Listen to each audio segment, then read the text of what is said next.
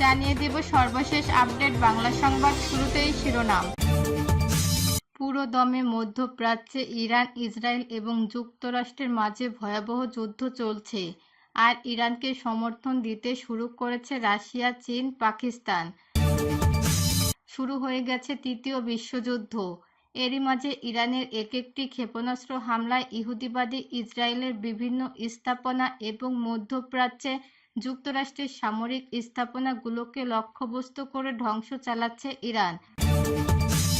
আর এরই মাঝে আমাদের হাতে এসে পৌঁছেছে এই যুদ্ধের সর্বশেষ গুরুত্বপূর্ণ সবথেকে আপডেট সংবাদ। প্রথমেই আপনাদের জানাবো, কাতার এবং ইরাকে মার্কিন ঘাঁটিতে ক্ষেপণাস্ত্র হামলা চালিয়েছে ইরান।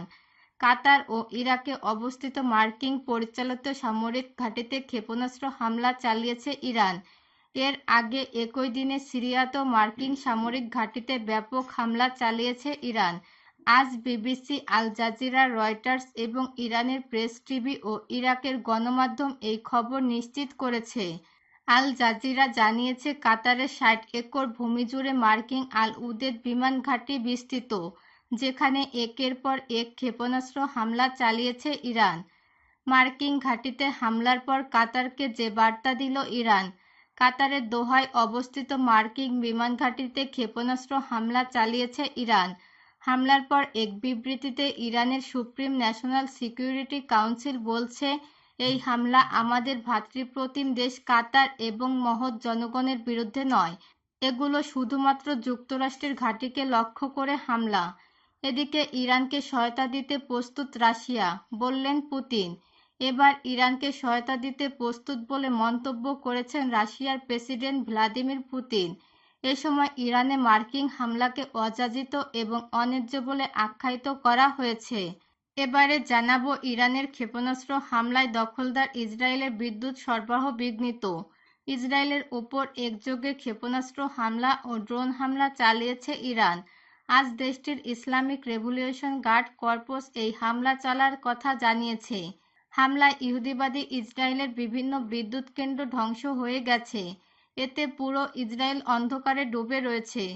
এবং সর্বশেষ জানাবো, ইরান থেকে করাচি হয়ে দেশে ফিরছেন ৩৫ জন বাংলাদেশি।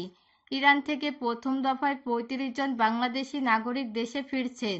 তাদের অধিকাংশই নারী, শিশু ও চিকিৎসা সেবা নিতে যাওয়া রোগী। আগামী ২৫শে জুন ভোরে তারা তেহরান থেকে সড়কপথে পাকিস্তানের উদ্দেশ্যে যাত্রা শুরু করবেন। প্রিয় দর্শক, এতক্ষণ শুনছিলেন সংবাদ শিরোনাম, এখন থাকছে বিস্তারিত।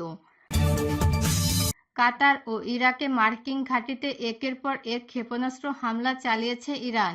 সিরিয়ার পর এবার কাতার ও ইরাক অবস্থিত মার্কিন পরিচালিত সামরিক ঘাঁটিতে ক্ষেপণাস্ত্র হামলা চালিয়েছে ইরান।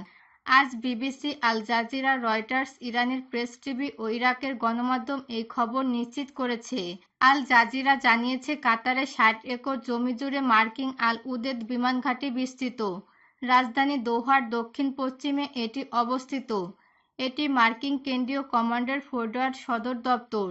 ইরাকের গণমাধ্যম জানিয়েছে, ইরাকে অবস্থিত মার্কিন আইন আল আসাদ ঘাঁটিতে ৬টি ক্ষেপণাস্ত্র নিক্ষেপ করেছে ইরান। ইরানের প্রতিশোধমূলক ক্ষেপণাস্ত্র হামলার সন্দেহে সংযুক্ত আরব আমিরাতের আকাশসীমা বন্ধ করে দেয়া হয়েছে বলে সংবাদ মাধ্যম জানিয়েছে। এর আগে রোববার ভোরে যুক্তরাষ্ট্র B-2 স্টিল বোমারু বিমান দিয়ে ইরানের ৩টি পারমাণবিক স্থাপনায় হামলা চালায়। হামলার পর মার্কিন প্রেসিডেন্ট ডোনাল্ড ট্রাম্প ঘোষণা করেন, মার্কিন বিমানবাহী ইরানের ৩টি পারমাণবিক স্থাপনায় সফল আক্রমণ চালিয়েছে। ইরানের গণমাধ্যম জানিয়েছে, গত ১৩ জুন রাতে ইসরায়েল ইরানের মাটিতে অগ্রাসন শুরু করে। লক্ষ্যবস্তু হামলায় ইরানের শীর্ষ সামরিক কর্মকর্তাদের হত্যা করা হয়। ঘরবাড়ির সরাসরি আঘাত হানার ফলে বেসামরিক নাগরিকরাও প্রাণ হারান।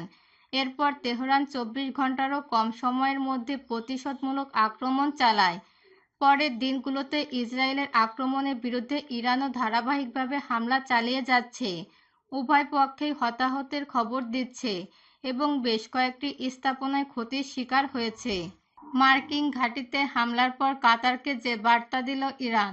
কাতারের দোহায় অবস্থিত মার্কিন বিমান ঘাঁটিতে ক্ষেপণাস্ত্র হামলা চালিয়েছে ইরান। হামলার পর এক বিবৃতিতে ইরানের সুপ্রিম ন্যাশনাল সিকিউরিটি কাউন্সিল বলছে, এই হামলা আমাদের ভ্রাতৃপ্রতিম দেশ কাতার এবং এর মহৎ জনগণের বিরুদ্ধে নয়। বিবৃতিতে বলা হয়েছে, আল উদেদ বিমান ঘাঁটিতে ক্ষেপণাস্ত্র হামলাটি কাতারের আবাসিক এলাকা থেকে দূরে অবস্থিত ছিল। এটি সুনির্দিষ্টভাবে মার্কিন অবস্থানে চালানো হয়েছে। সুপ্রিম কাউন্সিল বলছে, এই পদক্ষেপটি বন্ধুত্বপূর্ণ ও ভ্রাতৃপ্রতিম দেশ কাতার এবং এর মহৎ জনগণের জন্য কোনো হুমকি সৃষ্টি করে না এবং ইসলামী প্রজাতন্ত্র ইরান কাতারের সঙ্গে উষ্ণ ও ঐতিহাসিক সম্পর্ক বজায় রাখতে এবং অব্যাহত রাখতে প্রতিশ্রুতিবদ্ধ। এর আগে কাতার এই হামলাকে তার সার্বভৌমত্বের স্পষ্ট লঙ্ঘন বলে তীব্র নিন্দা জানিয়েছে। কাতারের পররাষ্ট্রমন্ত্রী জানিয়েছেন, আমরা এখন ইরানের হামলা চালানোর সক্ষমতা রাখি, কারণ আমাদের আকাশসীমা ব্যবহার করে আমাদের সার্বভৌমত্ব, আমাদের দেশের ভূমিতে যে হামলা চালিয়েছে সে হামলা কোনোভাবেই মেনে নেওয়া যায় না। মার্কিন সামরিক ঘাঁটি লক্ষ্য করে একের পর এক হামলা চালিয়ে যাচ্ছে ইরান। ইরান, সিরিয়া, ইরাক, কাতারের পাশাপাশি আরও বিভিন্ন যুক্তরাষ্ট্রের সামরিক ঘাঁটিতে হামলা চালাবে বলে ঘোষণা দিয়েছে। হামলার খবর শুনে ভয়ে সংযুক্ত আরব আমিরাত তাদের আকাশসীমা বন্ধ করে দিয়েছে। এ অবস্থায় ইরানের পক্ষ থেকে এখনও কোনো বার্তা দেওয়া হয়নি। ইরানকে সহায়তা দিতে প্রস্তুত রাশিয়া, বললেন পুতিন। পুতিন বৈঠকে বলছেন, আমরা ইরানি জনগণকে সহায়তা করার জন্য চেষ্টা করছি, তবে তিনি এই সহায়তা কিভাবে হচ্ছে সে বিষয়টি বিস্তারিত জানাননি। ইরানকে সহায়তা দিতে প্রস্তুত বলে মন্তব্য করেছেন রাশিয়ার প্রেসিডেন্ট ভ্লাদিমির পুতিন। এ সময় ইরানে মার্কিন হামলাকে অপরিচিত এবং অন্যায্য বলে আখ্যায়িত করে তিনি দাবি করেছেন, ইহুদিবাদী ইসরায়েল যেভাবে হামলা করেছে সেটি কোনোভাবেই মানা যায় না।